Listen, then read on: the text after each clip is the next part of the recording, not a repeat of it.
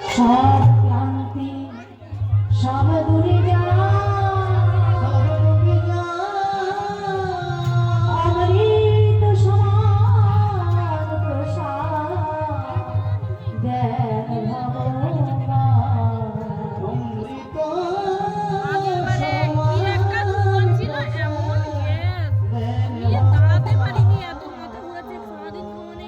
অমৃত সমান প্রসাদ পেয়ে দেন সমস্ত জ্বালা যন্ত্রণা সবাই ঘুরছিল এবার বলতে চলো নিঃশ্বাস নিতে পারিনি আমি তাকে ধরি সে কখনো পড়ে না আমি তোমাকে পার করে দেব।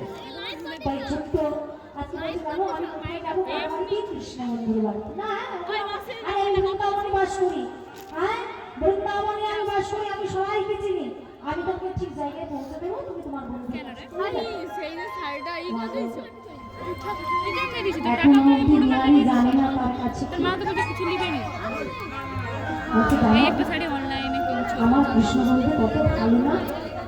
আমার গুরুজি বলেছিল কৃষ্ণ বন্ধু নাকি মন বুঝে ধন দেয়। তোমার গুরুজি জানে না ওই কৃষ্ণ বেটা চোর। চিকন করে বলো না বন্ধুর কথা শুনতে গিয়ে আমার বন্ধু ভালো এটা বের করা ভালো বলে বাবা তুমি তো প্রথম এসেছো।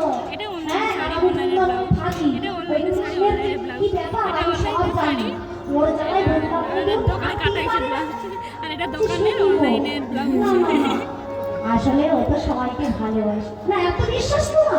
অনলাইনে দেখবে পরে যখন দেখা হবে তখন আমার টাকা ঢুকাইলো হরি বাবা এই আমার স্যার মানে ছোট্ট বিহারীকে নিয়ে এসে ছোট্ট ছেলে লকডাউনের পরটায় ওই স্যাররা তার বন্ধুজির মানে মন্দিরে তোর জামা কাপড় বলো জুতা বলো যা বলো সব কিনে দিল দিয়ে ইউজ করে তাকে ভালো করে পরিষ্কার করে আবার ইস্ত্রি করে আমি তোমার কৃষ্ণ বন্ধু আছে। আর শোনো, তুমি যদি কোনো বিপদে পড়ো তুমি আমাকে ডাকবে। ডাকবো?